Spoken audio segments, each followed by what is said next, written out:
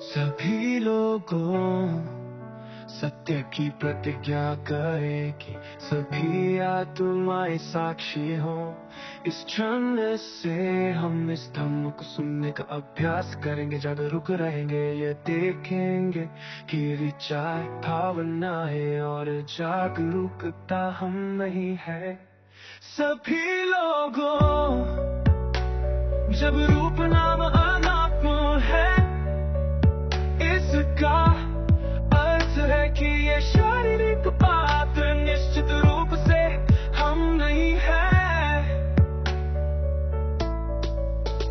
विचार, भावनाएं और जागरूकता की अवस्थाएं भी निश्चित रूप से हम नहीं है।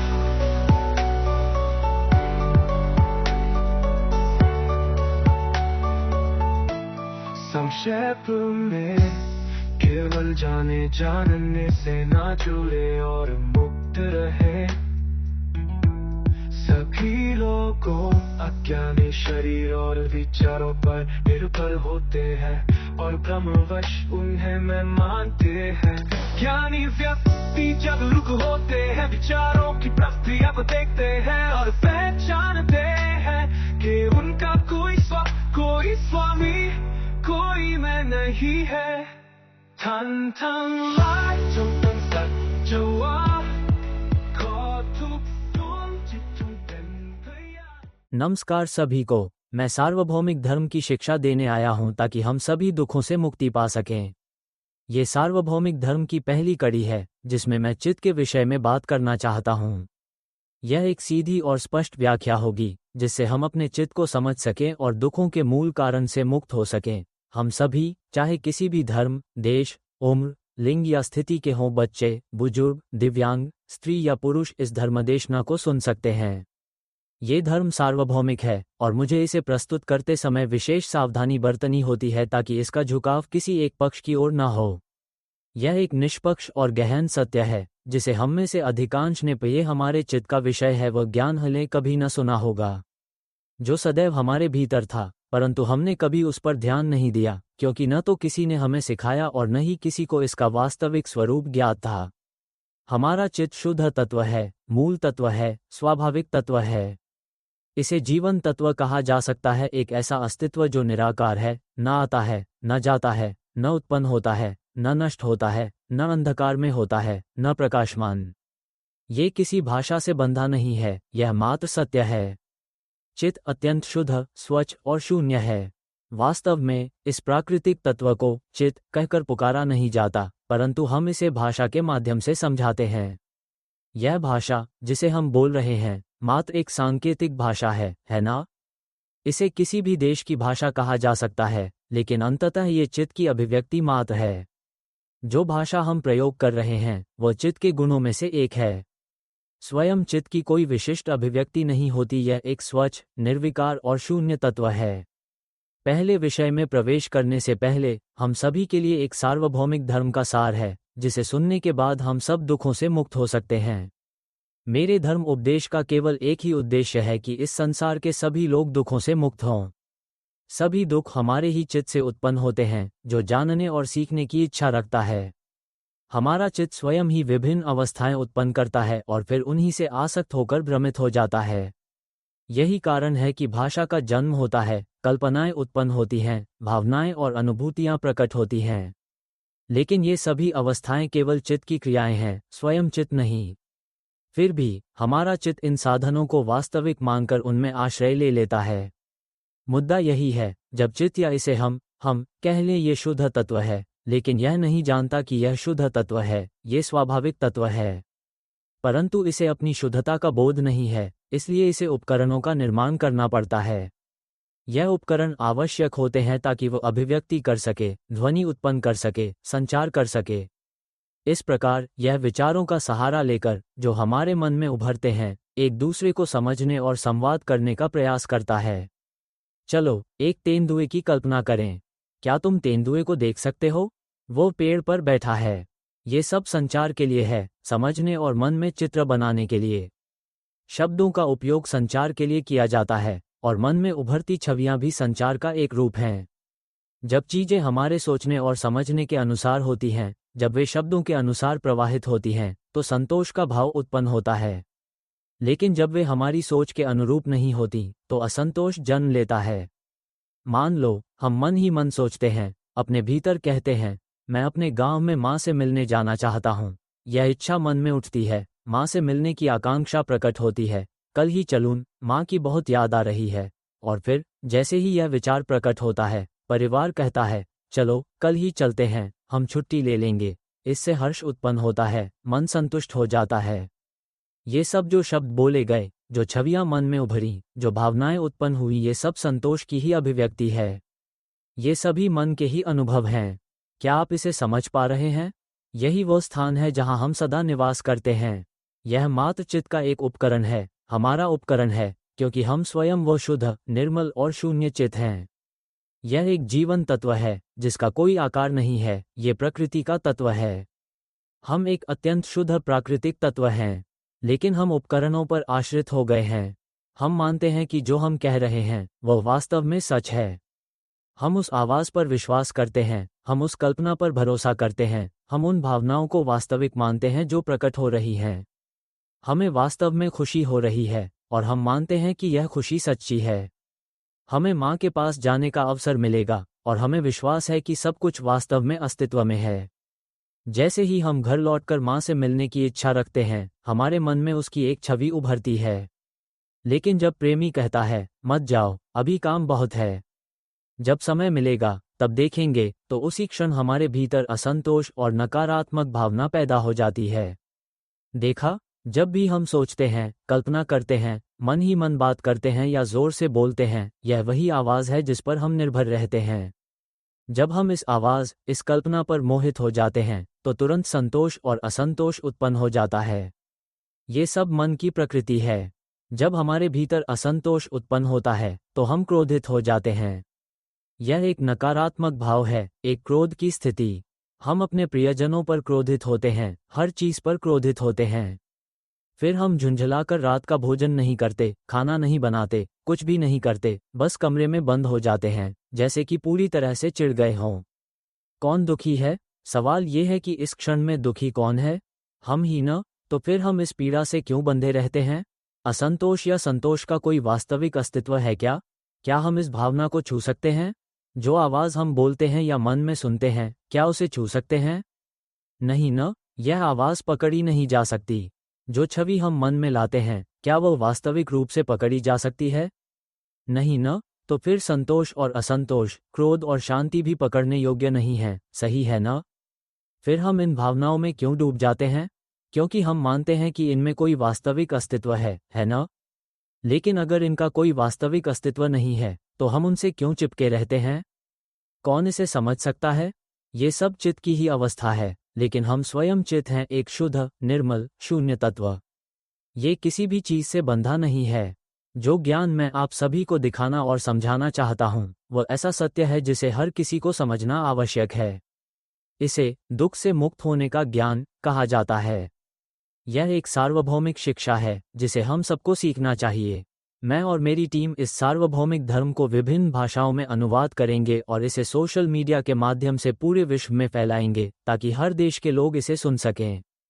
हमारा एकमात्र उद्देश्य यही है, सबको दुख से मुक्त करना, विशेष रूप से वे लोग जो विभिन्न देशों और धर्मों से आते हैं। ये किसी विशेष धर्म, जाति या समुदाय से संबंधित नहीं है। ये केवल हमारे सभी के चित्त से जुड़ा विषय है। हम सभी के पास एक मन है, और यह मन किसी भावना से जुड़ जाता है, जिससे हम दुख में डूब जाते हैं। जब सुख आता है, तो वह भी हम उसी भावना में डूब जाते हैं, और जब दुख आता है, तो हम उसी में घुलकर दुखी हो जाते हैं। हम यहाँ बात कर रहे हैं, और फिर भी हम इस आवाज़ में बहकर चले जाते हैं।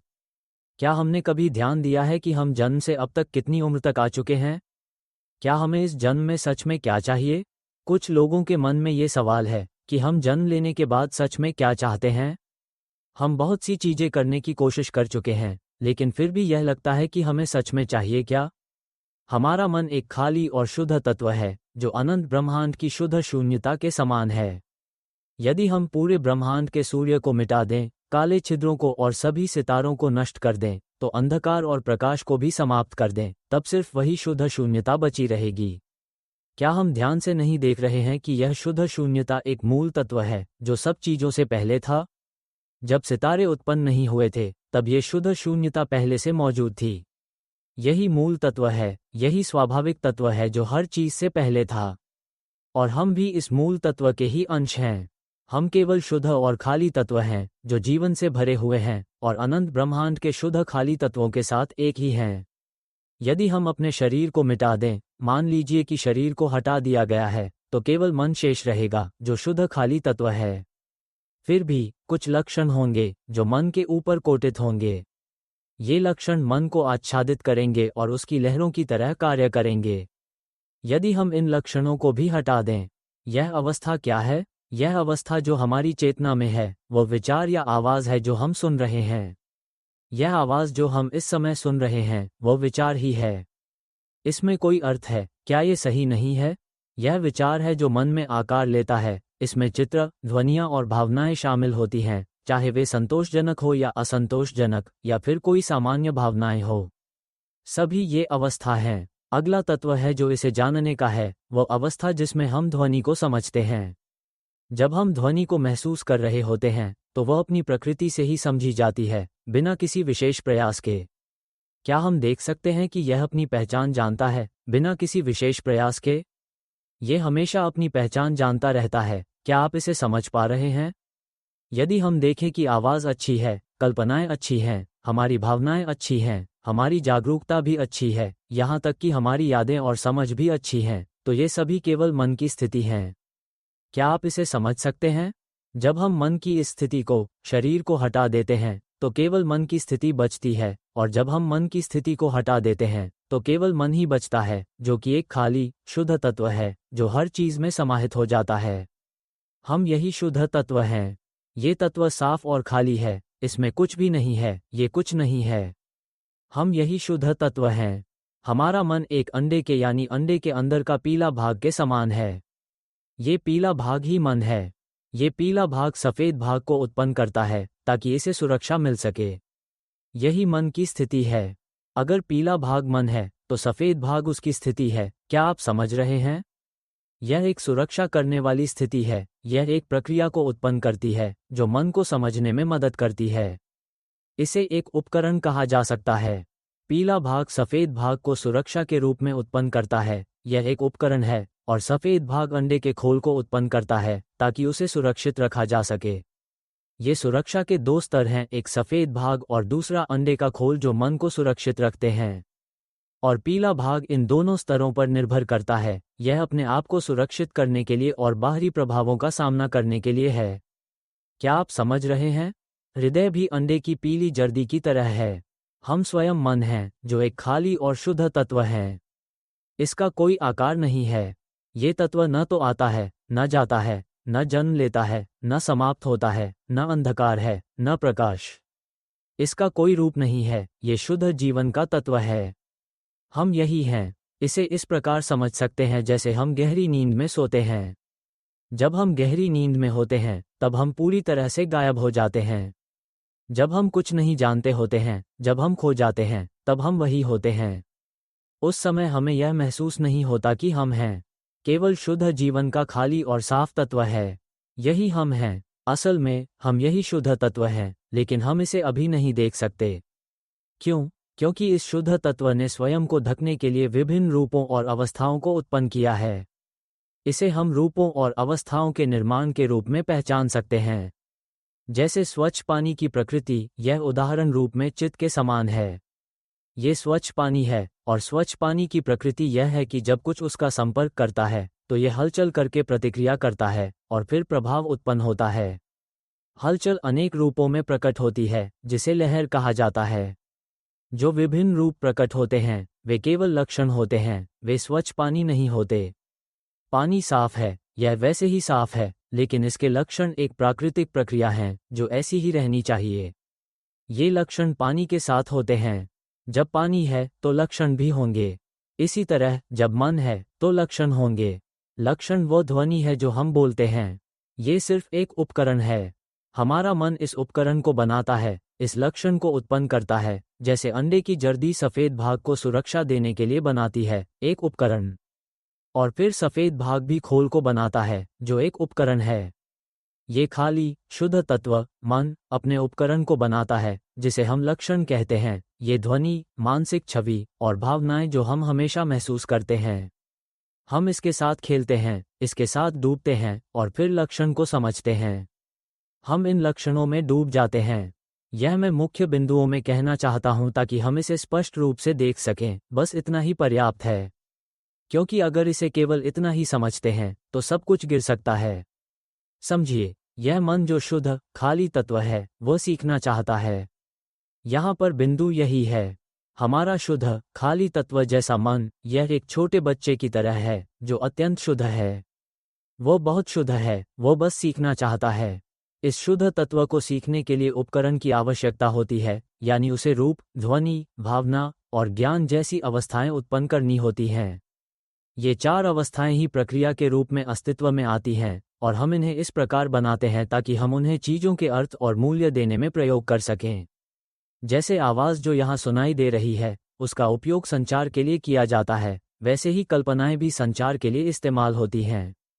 जो भावनाएं प्रकट होती हैं, वे एक संकेत होती हैं कि क्या वह जैसा सोचता है वैसा हो रहा है? क्या वह सोचता है, या क्या वह ऐसा नहीं हो रहा जैसा उसने सोचा था? फिर वो अपने रूप में भावनाओं के रूप में प्रकट होती हैं।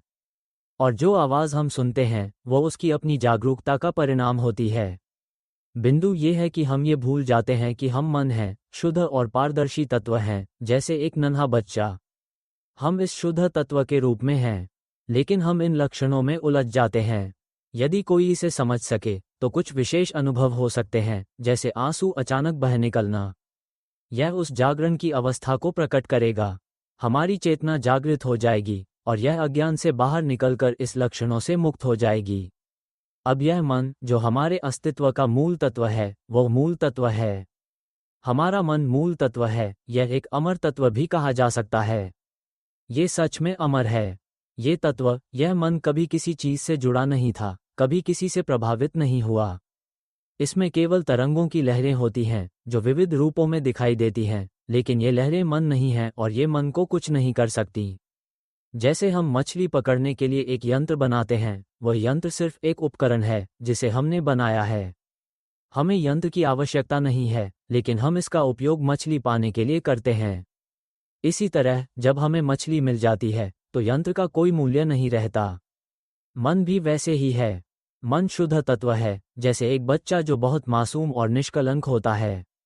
वह केवल सीखना चाहता है, और इसलिए उसने ज्ञान प्राप्त करने के लिए उपकरण बनाए हैं। एक और उपमा है, जैसे हम पानी के नीचे की दुनिया में जाने वाले हैं, तो हमें उपकरणों की आवश्यकता होती है ना? हमें डाइविंग सूट चाहिए, है ना? ऑक्सीजन टैंक चाहिए, है ना? मास्क चाहिए, है ना? और हमें एक चूर चाहिए ताकि हम पानी के नीचे की दुनिया को समझ सकें। फिर हमें एक सबमरीन चाहिए ताकि हम पानी के नीचे की दुनिया को जितना गहरा हो सके, समझ सकें। क्या हमें इन उपकरणों की आवश्यकता नहीं है? लेकिन हम इन उपकरणों को नहीं चाहते, हम इन्हें सिर्फ अस्थायी रूप से इस्तेमाल करते हैं। इसलिए जब हम नीचे पहुंच जाएं, अपनी भूमिका निभा लें और सीख लें, तो इन उपकरणों की आवश्यकता नहीं रहती, हम इन्हें छोड़ सकते हैं, है ना? हम इन्हें अस्थायी रूप से इस्तेमाल करते हैं, है ना? ये हमारे नहीं हैं, है ना? और ये वह चीज़ें नहीं हैं जिन्हें हम सच में चाहते हैं, है ना? हम जो चाहते हैं वह है पानी के नीचे की दुनिया को समझना, है ना? जब हमने समझ लिया, तो यही सब कुछ है। हमें इन चीज़ों की ज़रूरत नहीं रहती, है ना? जब हम कुछ सीख रहे होते हैं, तो ये सब जलतट के उपकरण क्या होते हैं? हम कोई समस्या महसूस नहीं करते क्योंकि हम सीखना जारी रख सकते हैं। हालांकि जब हम सीख रहे होते हैं, कभी कभी हमारे उपकरण खराब हो जाते हैं और इससे हमारी सीख पूरी नहीं हो पाती। तब हम उस उपकरण को छोड़ देते हैं क्योंकि वह हमारे लिए महत्वपूर्ण नहीं होता। हम नया उपकरण ढूंढते हैं ताकि फिर से सीख सकें। जब हम जलमग्न दुनिया में सीखने में सक्षम हो जाते हैं, तो हम उस पुराने उपकरण को फिर से छोड़ देते हैं। क्या आप समझ रहे हैं? यही बात है। अगर इसे समझ पाओ, तो हम हल्का और शांति महसूस करेंगे, आंसू बहने लगेंगे। तब हमें ये समझ में आएगा कि हम दुखी क्यों होते हैं, क्योंकि हम भ्रमित हो जाते हैं। यही है, बस इतना ही। हम बस अपनी भावनाओं में उलझ जाते हैं। हम अपने मन के भीतर की स्थिति को समझने के लिए आते हैं और हमें भीतर की ओर देखना होता है। दुख से मुक्ति हमारे मन में है, हमें बस भीतर देखना है। जैसे कि जब हम अभी यह आवाज़ सुन रहे हैं तो ध्यान से देखें, यह आवाज़ हमारे मन पर असर डाल रही है। अब देखिए, हमारा मन इस आवाज़ को महसूस कर रहा है।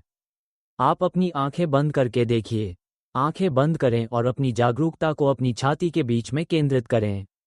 ध्यान से देखिए, मेरी आवाज़ आपकी छाती के बीच में गूंज रही है। देखिए, यह उदाहरण इस प्रकार है। इस समय हमारा मन इस ध्वनि को अनुभव कर रहा है। हमें इसे सुनने के लिए कोई विशेष प्रयास करने की आवश्यकता नहीं है, न ही इसे समझने की आवश्यकता है। यह अपनी स्वाभाविक प्रकृति से जानता है। हम शायद घर साफ कर रहे होंगे, हम कुछ भी कर सकते हैं, जो भी हम कर रहे हों, ये हमेशा अपने तरीके से जानता है। हम यदि इस ध्वनि पर ध्यान दें तो इसे अनुभव कर रहे होंगे। हम चलने पर भी यह जानता है, हम चलते हुए भी इसे महसूस कर रहे हैं। यदि हम ध्यान से देखें तो हम उलटने का प्रयास करें, यह इसे जानता है। हम यदि बाथरूम जाएं तो भी यह जानता है। हम किसी भी मुद्रा में हों, यह इस ध्वनि को अनुभव कर रहा है। ये चेतन अवस्था हमेशा बनी रहती है। हमें इसे जानने के लिए कोई विशेष प्रयास करने की आवश्यकता नहीं है, यह अपनी स्वाभाविक प्रकृति से जानता है। यहीं पर हमें यह महसूस करना चाहिए कि यह स्वयं ही जानता है और यह जानना भी उसकी अपनी स्वाभाविक अवस्था है। अब हम कहाँ हैं? इसे मन से पूछें। यदि हम इस तरह से खुद से सवाल करें, ध्यान से अंदर की ओर देखें, हम कोशिश करें अंदर देखना। जो आवाज़ हमारे मन में बोल रही है, उसे देखना। मन में ये सोचें, भूख लगी है, खाना चाहिए, यात्रा करना है, फिल्म देखनी है, बिना आवाज़ निकाले, बस मन में सोचें। देखें, क्या हमारे मन में कोई मुंह है? मन में मुंह नहीं है, फिर भी यह कैसे बोल सकता है? ध्यान से देखें, खाना चाहिए, यात्रा करना है, फिल्म देखनी है, मन में कुछ भी बोल सकते हैं।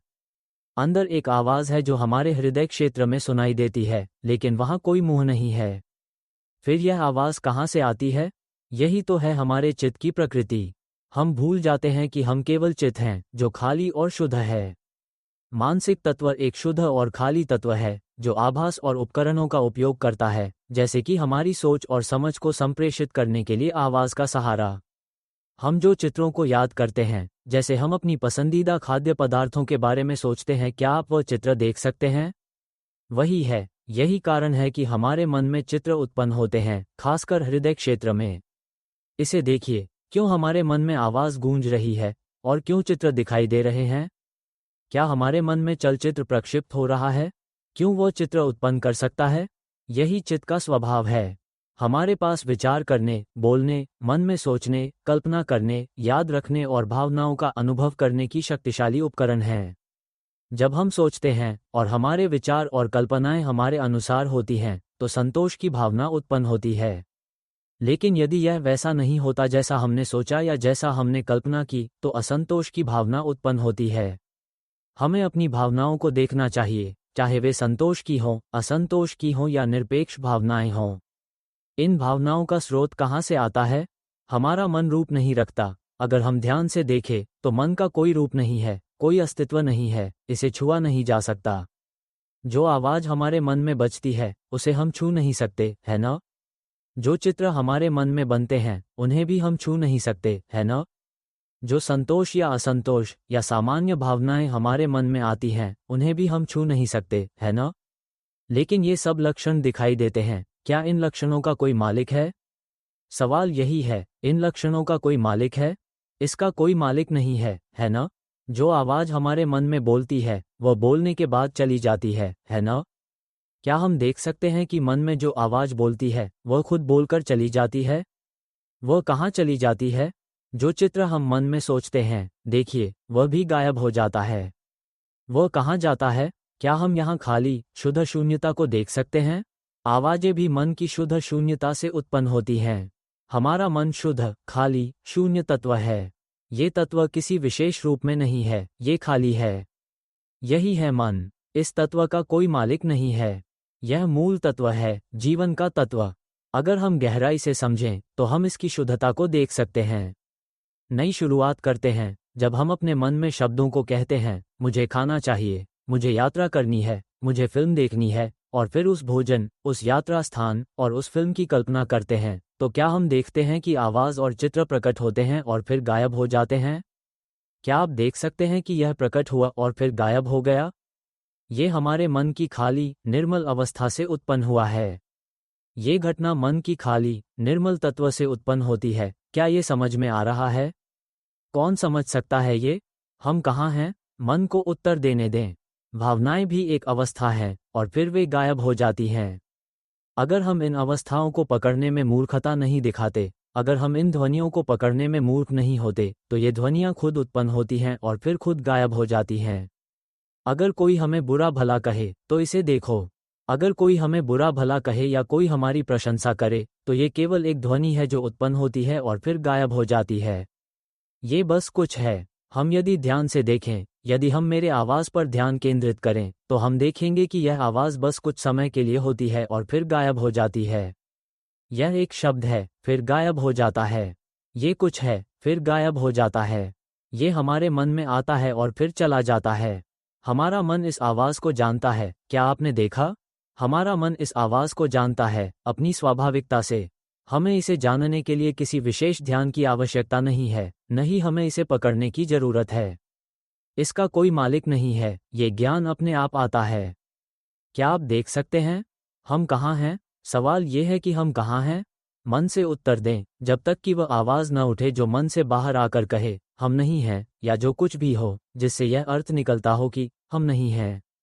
जब मन खुद से बोलता है, बिना किसी विशेष प्रयास के, और अचानक कह देता है, अब हम नहीं हैं, तो आंसू बहने लगते हैं और मन पूरी तरह से शांति से भर जाता है। यदि कोई अनुभव हो जो हल्का, साफ और खाली सा महसूस होता हो, और आंसू बहते चले जाते हैं, ऐसा लगता है कि यह शुद्ध तत्व, जो हमारे मन का है, किसी स्थिति से बाहर निकल रहा है। इसे इस तरह से समझा सकते हैं कि हम सभी दुखी क्यों हैं, जानते हो? क्योंकि हम ध्वनि पर निर्भर हैं। ये ध्वनि सिर्फ एक स्थिति है, ये हमारा नहीं है, ये केवल कुछ है, एक उपकरण है जिसका इस्तेमाल हमारा मन, अस्थायी रूप से करते हैं। हमारे अस्तित्व की प्रकृति ही हमारा वास्तविक स्वरूप है। हम जैसे निर्दोष, नन्हे बच्चे हैं, जो पूर्ण रूप से शुद्ध और निस्संदेह हैं, खाली और निर्मल। हम यही तत्व हैं, ये तत्व का स्रोत। हम इसका मूल तत्व हैं। इसे तत्व का आरंभ भी कहा जा सकता है। ये तत्व सर्वप्रथम था, क्योंकि यह तत्व पहले था, जब कुछ भी नहीं था। जैसे शून्य की निर्विकार स्थिति, जो सार्वभौमिक रूप से व्याप्त थी। उस समय ये केवल शून्यता थी, यही पूरे ब्रह्मांड का आभास था। तब ब्रह्मांड की कोई अवधारणा नहीं थी, केवल शुद्ध शून्यता थी, जो सब कुछ में समाहित थी। फिर एक महाप्रस्फोट हुआ, जैसा कि वैज्ञानिक दृष्टिकोण से माना जाता है। बिग बैंग हुआ, एक बिंदु से विस्फोट हुआ, जिससे ऊर्जा का उत्सर्जन हुआ और इसके बाद धूल के कण बने। ये रूप और वस्तु के रूप में प्रकट हुआ, और यह प्रक्रिया फैलने की अवस्था में थी। वो स्थिति छोटे छोटे पदार्थों का निर्माण करती है, जैसे परमाणु। प्रत्येक धूल के कण में छोटे पदार्थों के कण होते हैं, जिनमें एक तत्व की असल सत्ता होती है ना? और इसके चारों ओर ऊर्जा का घूर्णन भी होता है। क्या ये सही नहीं है? जैसे इलेक्ट्रॉन, प्रोटॉन और न्यूट्रॉन, जो उस तत्व के चारों ओर घूमते हैं, सही है ना? और ये तत्व आपस में आकर्षित करते हैं। प्रत्येक धूल के कण में अपनी खुद की आकर्षण शक्ति होती है, और ये आपस में प्रभावित होते हैं, जिससे एकजुट होकर एक घूर्णन का कारण बनता है। वे एकत्रित होकर दबाव में आते हैं और अंततः गर्मी उत्पन्न करने वाले तारे के रूप में परिवर्तित होते हैं, जैसे सूरज या अन्य तारे। प्रारंभ में ये गर्मी उत्पन्न होती है और फिर धीरे धीरे ठंडा होने लगता है, लेकिन कुछ वस्तुएं सूरज की तरह गर्म रहती हैं। ये सब पदार्थों की उत्पत्ति की प्रारंभिक अवस्था है। जब बिग बैंग हुआ और धूल के कण उत्पन्न हुए, तारे बने और जीवन का आरंभ हुआ, इस समय जीवन जो उत्पन्न हुआ, वह मन है, जो एक खाली और शुद्ध तत्व है, जो इन सब चीजों के होने से पहले अस्तित्व में था और बिग बैंग के प्रभाव से प्रभावित हुआ। जब यह मन, जो एक शुद्ध और निर्दोष बच्चा जैसा था, बिग बैंग के प्रभाव से प्रभावित हुआ, तो ये बदलकर एक स्थिति बन गई। यह एक लक्षण उत्पन्न करने लगा, जैसे अंडे का योल्क। फिर उसने सफेदी बनाई और इसके चारों ओर एक खोल भी बना लिया। सार्वभौमिक तत्व, हमारी मूल प्रकृति या मन या जीवन का तत्व, यह एक शुद्ध और खाली तत्व है, जो सभी खालीपन के साथ एकत्व में है। जब इसे किसी प्रभाव का सामना होता है, ये खुद को एक रूप में बदल लेता है। यह एक प्रकार की जागरूकता का रूप धारण करता है। जैसे जब हम पानी में पत्थर फेंकते हैं, शांत पानी में हमारी उंगली पानी की सतह को छूती है, पहले हमें उस छूने का अनुभव होता है, फिर यह हलचल पैदा करता है, जो पानी का लक्षण है। ये पानी नहीं है, बल्कि यह पानी का लक्षण है। इसी तरह हमारा मन, जो एक शुद्ध और खाली तत्व है, जब किसी बिना रूप वाले प्रभाव का सामना करता है, तो उसमें एक नया अनुभव उत्पन्न होता है। ये रोशन हो जाता है, धूल के कणों की तरह, फिर एक रूप ग्रहण करता है, और हम इसे समझने लगते हैं। जैसे एक बिग बैंग होता है या कोई तत्व उत्पन्न होता है, यह अपने आप को एक रूप में बदल लेता है, और मन उस रूप को अपने भीतर बबल की तरह घेर लेता है, और यह सब शुद्ध रूप से अनुभव में बदल जाता है। मस्तिष्क, जो शुद्ध और शून्य तत्व है, जैसे एक मासूम बच्चा जिसे केवल सीखने की इच्छा होती है, लेकिन वह सीख नहीं सकता क्योंकि वह शुद्ध है। इस शुद्धता में उसे एक आवरण बनाना पड़ता है ताकि वह बाहरी प्रभावों को सहन कर सके। जैसे ही यह प्रभाव आता है, यह उसे समझने का काम करता है। जो आवाजें हम सुनते हैं, वही उसके अवबोधन का रूप हैं।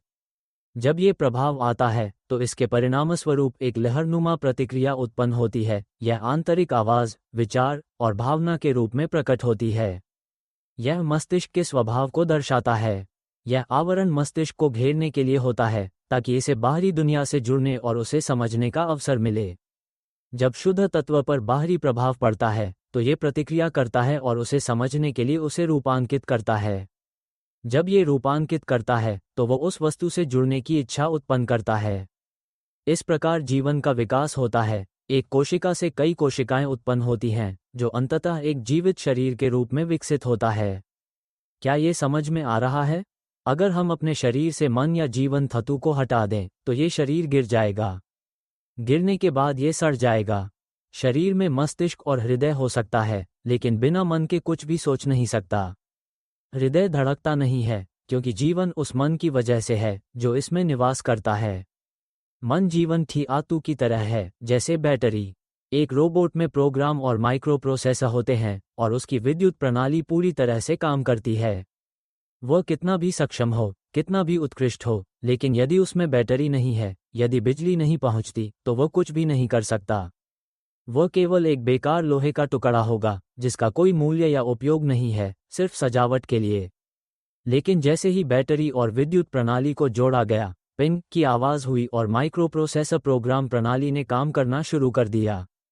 फिर इसने आंखें खोलीं और हिलने डुलने लगा।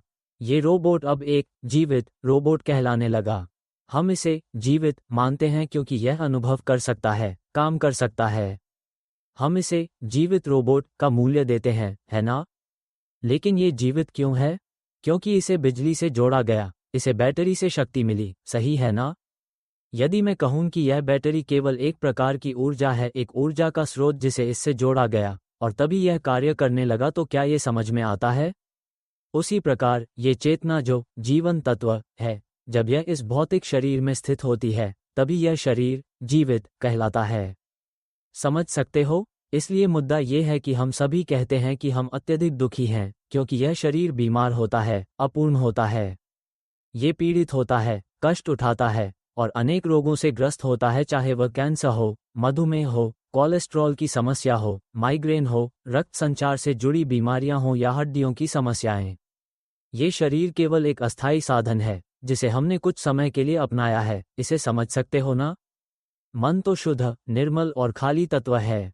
ये ज्ञान प्राप्त करना चाहता है, और इसीलिए यह विभिन्न अनुभूतियों को उत्पन्न करता है, ध्वनि, दृश्य, भावनाएं और संवेदनाएं। यह मन इन सभी को ग्रहण करने और अनुभव करने के लिए इस शरीर रूपी पात्र में निवास करता है, ताकि वह सीख सके। लेकिन समस्या यह है कि वह केवल बाहरी चीजों को ही जानने में लगा रहता है। असली बात यही है, ये केवल बाह्य जगत को देखता है, पर कभी स्वयं को जानने की कोशिश नहीं करता। जब से हम पैदा हुए हैं, माता पिता ने हमें सीखने, सोचने, याद रखने और जीविका के साधन खोजने की शिक्षा दी है। हमें यह विश्वास दिलाया गया कि हम मनुष्य हैं, हमारा एक नाम है। लेकिन जब हम अपने चित्त की ओर ध्यान देते हैं, तो हमें अपने असली स्वरूप का आभास होता है। ये हमारी मूल प्रकृति है, जो शुद्ध, निर्मल और शून्य है। यही वो शुद्ध तत्व है, जो हमारे अस्तित्व का मूल है। ये तत्व विभिन्न चेष्टाओं को उत्पन्न करता है, जिससे संवेदनाएं, ध्वनियां, दृश्य, भावनाएं और अनुभूतियां जन्म लेती हैं। ये शुद्ध तत्व इन प्रतिक्रियाओं को उत्पन्न करता है ताकि वे संचार के उपकरण बन सकें। फिर हम ध्वनि के माध्यम से ये कहने लगते हैं कि यह हमारा बायां हाथ है, ये दायां हाथ है, ये बायां पैर है, ये दायां पैर है। लेकिन क्या ये ध्वनि स्वयं कहती है कि यह बायां पैर है या दायां? जब हम अपने हाथ से पैर को छूते हैं तो क्या पैर स्वयं कहता है कि वह कौन सा है? जब हम अपने पैर को देखते हैं तो वहाँ केवल एक शून्य सा ज्ञान होता है, एक ऐसा ज्ञान जिसमें कोई भाषा नहीं होती। हम सब बाएं से दाएं तक दृष्टि घुमाकर देखें, बस एक खाली ज्ञान ही होगा, ऐसा ज्ञान जिसमें कोई जानने वाला नहीं होता। ये चित्त का स्वभाव है। जब किसी चीज का स्पर्श होता है तो इसका कार्य केवल जानना होता है, बस इतना ही। आंख को कोई स्पर्श होता है तो ये जानती है, यही स्वाभाविक है। जब हम दृष्टि फेरते हैं तो कान ध्वनि को ग्रहण कर रहे होते हैं और चित्त ही उसे जान रहा होता है। चित्त इस संसार को विभिन्न खिड़कियों से जानता है, आंखों की खिड़की से, कानों की खिड़की से, नाक की खिड़की से, स्वाद को ग्रहण करने वाली खिड़की से और इस शरीर रूपी खिड़की से। चित्त इन सभी खिड़कियों से जानता है, पर वह भाषा के माध्यम से नहीं जानता। आइए हम विचार करना छोड़ दें, बस केवल जानने का कार्य करें। जानने के लिए कोई विशेष प्रयास न करें। जिस भी स्थिति में बैठें, चाहे कुर्सी पर ही क्यों न हो, बस शांति से बैठें और अपनी आंखें बंद करें। अब ध्यान दें, हमेशा कुछ न कुछ अनुभूति होती रहती है। वायु हमें छूती है, लेकिन ये कहता नहीं कि यह वायु है, बस अनुभव करता है, बिना नाम दिए। ध्यान दें, ये केवल जानता है और फिर सब कुछ बह जाता है, चला जाता है। ये कुछ ऐसा जानता है जिसे ध्वनि कहा जाता है। ये कुछ ऐसा जानता है जो ध्वनि के रूप में प्रकट होता है। चाहे वह चिर चिर हो या कोई न कोई ध्वनि टकराती रहती है और चित्त उसे निरंतर जानता रहता है। लेकिन यह विभिन्न द्वारों, आँख, कान, नाक, जीभ, शरीर के माध्यम से जानता है। यह इन खिड़कियों से निरंतर किसी न किसी चीज को जानता रहता है। लेकिन इसमें कोई भाषा नहीं होती जो बताए कि वह क्या जान रहा है। जैसे किसी वाहन की आवाज या बिल्ली की आवाज म्याऊं या चिड़िया की चहचहाहट चिर चिर, चित्त बस किसी चीज को जानता है। हमारा कोई प्रयास नहीं होता, फिर भी यह स्वाभाविक रूप से जान लेता है। देखा, यह अपने आप जानता है और जैसे ही यह जानता है वैसे ही यह खाली हो जाता है। जानने की उस क्षणिक अवस्था में कोई विशेष जानने वाला नहीं होता, बस एक सहज अनुभूति होती है। इसे कहा जा सकता है खाली जानना, मुक्त जानना, बिना किसी के जानना। प्रश्न ये है, हम कहाँ हैं? अगर यह स्वयं जानता है तो हम कहाँ हैं? मन को उत्तर देने दो, मन स्वयं उत्तर दे। जब मन इस सत्य को स्वीकार कर लेता है कि उसका वास्तविक स्वरूप शुद्ध, शून्य और निर्मल तत्व है, वह न तो जानने की प्रक्रिया है, न ध्वनि, न दृश्य, न भावना, वह केवल एक शून्य तत्व है जो किसी भी रूप में बंधा नहीं है। जब भी हम अवलोकन करें और यह जागरूकता उत्पन्न हो कि जो ध्वनि सुनी जा रही है वह स्वयं सुन रही है, तो हम कहाँ हैं? मन को उत्तर देने दो। कोई विचार नहीं, कोई तर्क नहीं, बस भीतर अवलोकन करो और हम सभी दुखों से पुनर्तः मुक्त हो जाएंगे। हम ये जान पाएंगे कि वास्तव में हमारा दुख इसलिए है क्योंकि हम अनुभवों और मन में लगातार गूंजने वाली आवाज़ों को पकड़कर बैठे रहते हैं। यह आवाज़ सतत रूप से बोलती रहती है और हम उसके साथ बहते चले जाते हैं। हम इस आवाज़ को पकड़ लेते हैं। कल्पना कीजिए, अगर यह आवाज़ कुछ भी बोले, जैसे कि डॉगी, जैसे ही हम ये शब्द कहते हैं हम उसे सुनते हैं और साथ ही एक हल्का सा एहसास होता है, फिर वो शून्य में विलीन हो जाता है। कुछ शेष नहीं रहता। क्या हम ये समझ सकते हैं कि हमें बस जानना है, जैसा कुछ होता है उसे वैसा ही देखना है? कोई भी चीज़ टकराए, बस उसे जान लें, लेकिन उसे पकड़ने की जरूरत नहीं है, उसे थामे रहने की जरूरत नहीं है। उसे प्रकट होने दें, टकराने दें और फिर उसे जाने दें। जैसे बिल्ली की आवाज़ म्याऊं, गायब हो गई, गायब हो गई। चूं चूं चूं चूं, वह भी गायब हो गया। हमने भोजन को मुंह में रखा, चबाया और निगल लिया, वह एहसास भी गायब हो गया। जब कोई गंध आती है, ध्यान दिया क्या? हमें जानबूझकर सूंघने की जरूरत नहीं होती, यह अपने आप जान लेता है कि यह क्या है। ये खुद ही जानता है, मूल्य देता है और फिर गायब हो जाता है। बस हम भीतर ध्यान दें और देखें, ये खुद ही जानता है। फिर हम कहाँ हैं? गौर से देखो, ये जानना उसी शून्यता से उठता है और उसी में लय हो जाता है। जागने से लेकर सोने तक ये जानने का भाव निरंतर प्रकट होता रहता है। हमें बस देखना है, यह अपने आप जानता है। न शब्दों की जरूरत, न सोच की। बस ये देखो कि यह कुछ न कुछ जानता है। ये सदा जानता है, पर ये हम नहीं हैं जो जानते हैं। कोई आवाज़ आती है वो खुद ही जानता है। ये हम नहीं हैं जो सुनते हैं, फिर भी यह सुनने का भाव है। तो फिर हम कहाँ हैं? जब तक चित्त स्वयं उत्तर न दे कि कोई मैं नहीं है। यदि यह उत्तर दे कि कोई मैं नहीं है, लेकिन ऐसा लगे जैसे हमें धोखा दिया गया हो, जैसे हम बहुत समय से यह मानते आए हों कि हम मनुष्य हैं। हम मानते आए कि यह आवाज़ जो बोल रही है वह हमारी अपनी है। हम लंबे समय से विश्वास करते आए कि जो विचार उत्पन्न हो रहे हैं वे हमारे अपने हैं। हम यह मानते आए कि जो भी भावनाएं संतोष, असंतोष या तटस्थता उत्पन्न हो रही हैं वे हमारी अपनी हैं। हमने दुख की भावनाओं को पकड़ा, सुख की भावनाओं को पकड़ा और भावनाओं के प्रवाह में बहते रहे। लेकिन ये सब वास्तव में हम नहीं हैं। जो कुछ जान रहा है, जो सुन रहा है, जो गंध महसूस कर रहा है, जो स्वाद ले रहा है, ये सब अपने आप हो रहा है। जब हम भोजन का एक कौर मुंह में डालते हैं, ये स्वयं ही जान लेता है। क्या तुमने कभी ध्यान दिया है? चाहे कोई भी व्यंजन हो, सब्जी हो, करी हो, चटनी हो, जब हम उसे मुंह में डालते हैं और चबाते हैं तो वह स्वयं ही जान लिया जाता है और फिर बीत भी जाता है। इस पूरी प्रकृति में मैं जैसा कुछ नहीं है। केवल प्रकृति है जो अपने नियमों से कार्य कर रही है। फिर हम इस प्रकृति को पकड़कर क्यों बैठे हैं? यह एक सामान्य भावना है जो खुद ही प्रकट होती है, खुद ही गायब हो जाती है। यह आवाज़ भी खुद ही प्रकट होती है, खुद ही गायब हो जाती है। चित्र भी खुद ही प्रकट होते हैं, फिर गायब हो जाते हैं। संतोष की भावना भी खुद ही प्रकट होती है, फिर गायब हो जाती है। असंतोष की भावना भी खुद ही प्रकट होती है, फिर गायब हो जाती है। जो जानने की बात है वो खुद को जानता है। तो हम कहाँ हैं? मन से पूछें। जो मन है वह भीतर की गहराई में जाकर उसे महसूस करता है। भीतर की आवाज़ों को सुने जो हमेशा हमारे मन में गूंजती रहती हैं। जो आवाज़ें हमें हमेशा सुनाई देती हैं वे केवल एक साधन हैं, हम नहीं हैं। हम तो शुद्ध, निर्विकार और स्वच्छ तत्व हैं। ये दुखी नहीं है, ये दुख से पूरी तरह मुक्त है। ये बहुत शुद्ध है, जैसे एक छोटे बच्चे की तरह बहुत शुद्ध। लेकिन हमारा मन एक पवित्र तत्व है। यह उसी तरह चिपकता है और रहता है जैसे कोई बुजुर्ग के पास रहता है। जैसे हम पवित्र तत्व हैं, हम बुजुर्ग के पास रहते हैं।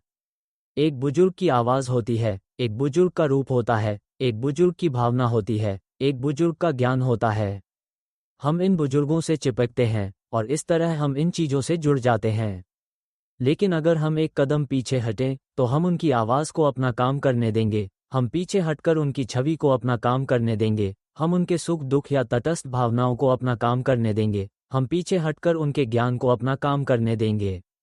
जब हम पीछे हटते हैं तो हम देखेंगे कि यह हम नहीं हैं। फिर हम कहाँ हैं? एक पल आएगा जो बहुत स्वाभाविक होगा और तब यह अपने आप जवाब देगा कि हम नहीं हैं। ये पल तब आएगा जब मन स्वयं जवाब देगा और स्वीकार करेगा। यह एक मानसिक शिक्षा है ताकि मन सत्य को देख सके कि स्वयं मन शुद्ध तत्व है और यह आवाज़, कल्पनाएं, भावनाएं और जो भी अनुभव होते हैं वे मन नहीं हैं, बल्कि केवल प्रतिक्रियाएं हैं। जब मन इस सत्य को देखता है तो वह भेद करता है, जैसे हम अलग हो जाते हैं। ये स्वयं कार्य कर रहा होता है, जैसे हम शरीर से बाहर निकल जाते हैं, आवाज़ से बाहर, चित्रों से बाहर, भावनाओं से बाहर और ज्ञान के अनुभवों से बाहर। हम इन सभी अनुभवों से बाहर निकल जाते हैं और तब हम पहचान पाते हैं कि यहाँ खालीपन है, यहाँ शांति और हल्कापन है। जो कोई भी मेरे इस सार्वभौमिक धर्म का श्रवण करेगा, ये टेप से शुरुआत करते हुए वह दुख से मुक्ति के लिए सार्वभौमिक धर्म टेप बनाना शुरू करेगा। मैं इसे लगातार बनाऊंगा और मैं चाहूंगा कि यह 100 टेप हों जिन्हें विभिन्न भाषाओं में अनुवादित किया जाएगा ताकि यह पूरी दुनिया में फैल सके।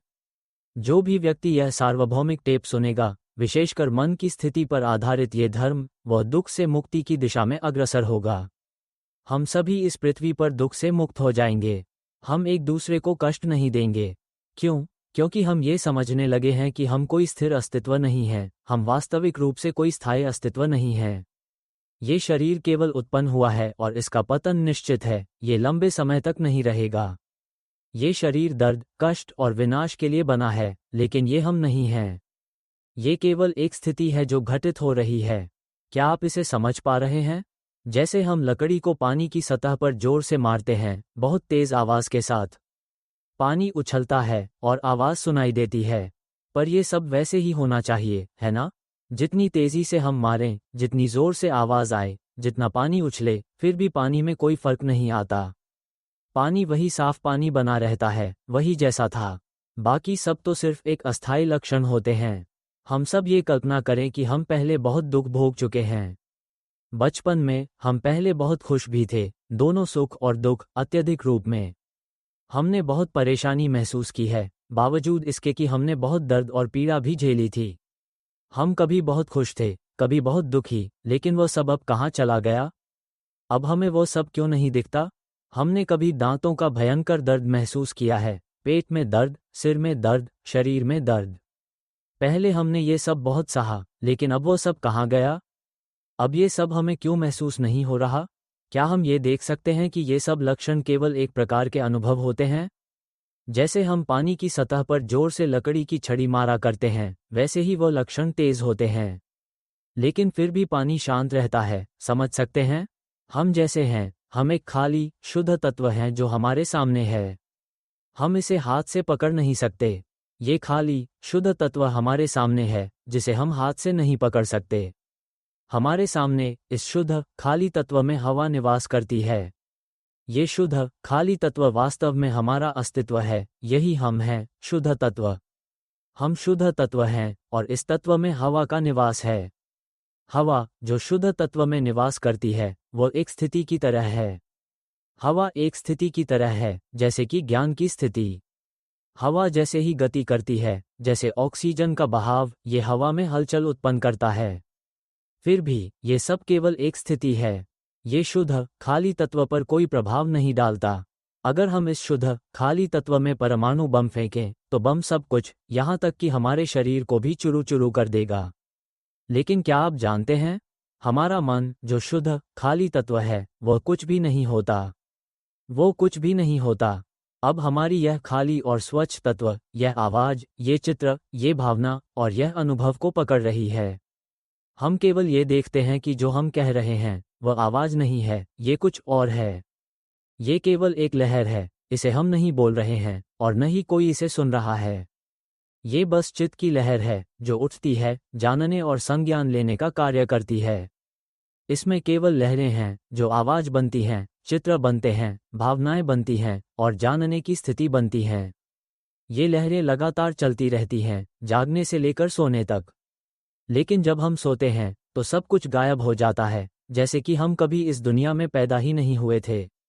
जब हम गायब हो जाते हैं और फिर से होश में आते हैं, तो यह वो क्षण होता है जब चित्त अनुभवों से जुड़ने लगता है।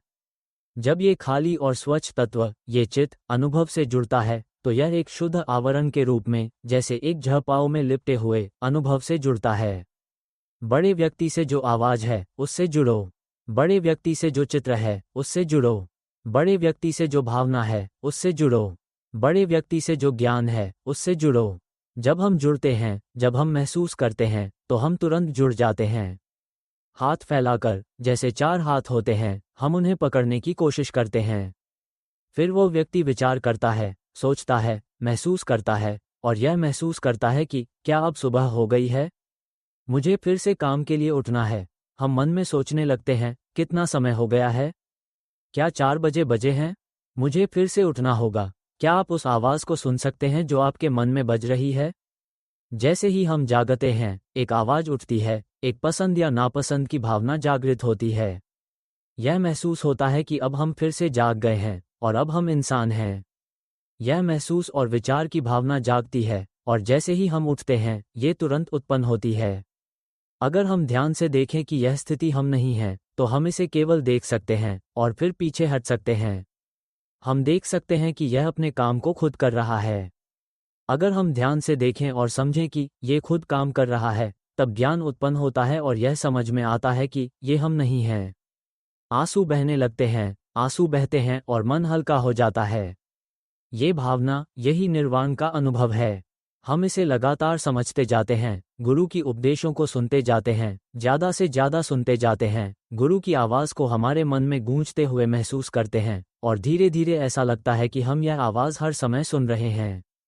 तब यह महसूस होता है कि ये जो जानने वाला है, वह हम नहीं हैं, और हम कहाँ हैं? फिर यह स्वयं उत्तर देता है, हम नहीं हैं। सतत गुरु की उपदेश सुनते रहो, इससे हल्कापन आएगा, मन में शांति होगी। जितना सुनोगे उतना मन हल्का होगा, समझ में आएगा कि दुख क्यों महसूस करें, क्योंकि दुख केवल एक अस्थायी अवस्था है। हमें मूर्ख नहीं बनना चाहिए कि हम दुख में खो जाएं। ये केवल एक लक्षण है, जैसे कोई आवाज़ आती है, वह एक लक्षण होती है, फिर वह भी समाप्त हो जाती है। जैसे दिखने वाली छवि जाती है, वैसे ही खुशी का अनुभव भी एक लक्षण है। ये हंसी खुद अपनी है, इसमें किसी का मालिकाना हक नहीं है। और ये लक्षण भी गायब हो जाता है। फिर थोड़ी देर बाद चिड़चिड़ापन, असंतोष, गुस्सा, अकेलापन, अवसाद जैसे लक्षण उत्पन्न होते हैं। ये भी अपने आप होते हैं। फिर हम इसे क्यों पकड़ते हैं? ये हमारा नहीं है, इसे हम छू भी नहीं सकते। हमारी भावनाओं को छू पाना असंभव है। क्या आपने कभी ध्यान दिया है? खुश होने की भावना भी छूने से परे है, उसे एक जगह इकट्ठा नहीं किया जा सकता। दुखी या असंतुष्ट होने की भावना भी छूने से परे है, उसे भी इकट्ठा नहीं किया जा सकता। यह आवाज़ भी छूने से परे है, इसे एक जगह इकट्ठा नहीं किया जा सकता। ये छवि भी छूने से परे है, इसे भी इकट्ठा नहीं किया जा सकता। जो हम जानते हैं वह अपने आप में जानने का विषय है, उसे कुछ करने की आवश्यकता नहीं है, केवल ये समझने की आवश्यकता है कि ये सभी भावनाएं, जिन्हें हम पकड़ने या संलग्न करने की कोशिश करते हैं, दुख का कारण बनती हैं। जब हम इन भावनाओं में डूब जाते हैं तो हमें यह एहसास होता है कि हम सच में दुखी हैं, लेकिन ऐसा कोई व्यक्ति दुखी नहीं है। ये केवल हमारे मन की स्थिति है जो अपना काम कर रही है। जैसे अगर हम पानी पर लकड़ी मारे तो पानी में एक प्रतिक्रिया होगी, लेकिन वह प्रतिक्रिया पानी नहीं है, केवल एक अस्थायी घटना है। पानी वैसा का वैसा रहता है, कोई बदलाव नहीं आता। हमारा मन एक समान है, यह एक खाली, साफ तत्व है जो हमारे सामने होता है। अगर कोई अत्यधिक खुश व्यक्ति हमारे पास से गुजरता है तो क्या हमें लगता है कि यह खाली, साफ तत्व उसे खुशी दे रहा है? नहीं, यह नहीं देता। और जब कोई दुखी व्यक्ति हमारे पास से गुजरता है तो क्या ये खाली, साफ तत्व उसे दुखी करता है? नहीं, यह नहीं करता। यदि हम गर्मी को इस खाली, साफ तत्व में डालते हैं तो यह उस गर्मी से प्रभावित नहीं होता। गर्मी केवल इस खाली, साफ तत्व में अस्थायी रूप से रहती है।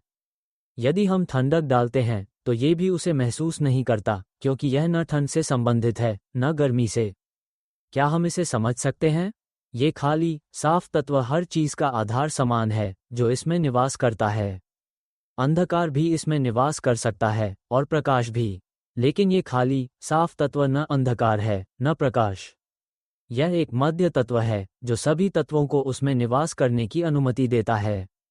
हम इस शुद्ध तत्व हैं जो इस सार्वभौमिक धर्म को समझता है, जो दुख से मुक्ति के लिए है। वह समझता है कि जो हमें दिखाया जा रहा है वह हमें ये बताने के लिए है कि हम इस दुनिया में कभी जन्मे नहीं हैं।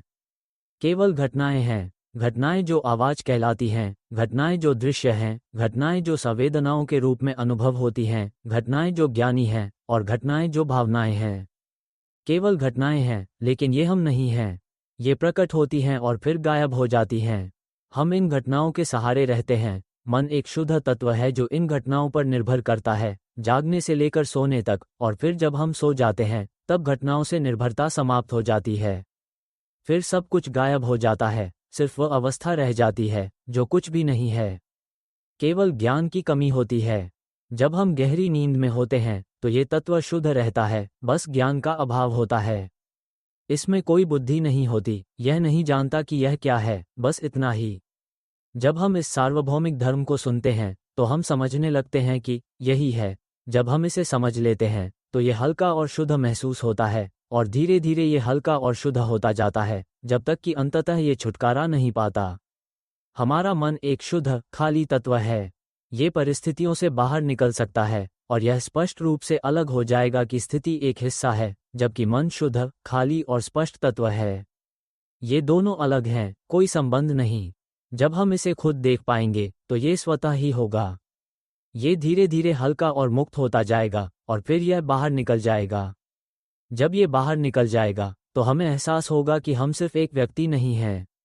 ये पूरी तरह से बाहर निकल जाएगा और हमें ये समझ में आएगा कि हम उस तत्व हैं जो कुछ भी नहीं है, जो किसी भी दुख से मुक्त है। ये सबसे परे है और हम इस सार्वभौमिक सत्य को जान लेंगे। हम समझ जाएंगे कि ओह, हम सभी को ये संदेश देना चाहते हैं कि दुनिया भर के सभी लोग इसे सुनें। हम सभी इस सार्वभौमिक सत्य को, दुख से मुक्ति केवल ज्ञान से होती है, इस पेज पर साझा करें। इसे पूरी दुनिया में फैलाएं ताकि हम सभी को शांति और सुख मिले। हम कभी भी दुखी नहीं होंगे। हमारा मन एक खाली, शुद्ध तत्व है। ये लक्षणों से मुक्त हो जाएगा और यह स्पष्ट रूप से अलग हो जाएगा कि लक्षण एक हिस्सा हैं, जबकि मन शुद्ध और खाली तत्व है, ये भी एक हिस्सा है, लेकिन ये दोनों एक दूसरे से अलग हैं। जब हम इसे खुद स्पष्ट रूप से देख पाएंगे तो ये स्वाभाविक रूप से घटित होगा। ये धीरे धीरे हल्का और साफ होता जाएगा और अंततः ये छूट जाएगा। जब ये छूट जाएगा तो हमें एहसास होगा कि हम कोई व्यक्ति नहीं हैं। ये पूरी तरह से मुक्त हो जाएगा और हम जानेंगे कि हम वह तत्व हैं जो किसी रूप में नहीं हैं, जो दुख से मुक्त हैं और जो सभी चीज़ों से परे हैं। हम शुद्ध तत्व हैं, एक ऐसा जीवन तत्व जो आकारहीन है। ये सब कुछ है, यह मूल तत्व है। ये जीवन के तत्वों को अपने भीतर समाहित होने की अनुमति देता है, लेकिन वह खुद उन तत्वों से अभिन्न नहीं होता। अब ये बस इन तत्वों को जानने के लिए आया है। यह एक साधन का उपयोग करता है, लेकिन जब हम समझने लगते हैं कि यह साधन वह नहीं है जो हमें चाहिए, तो हमें सिर्फ ये जानने की आवश्यकता होती है कि हम कौन हैं। जब हम वापस मुड़कर ये समझ पाते हैं कि हम शुद्ध तत्व हैं, तो ये सारे उपकरण हमें क्यों चाहिए? हम मूर्ख क्यों हैं जो दुखी होते हैं? दुख सिर्फ एक लक्षण है।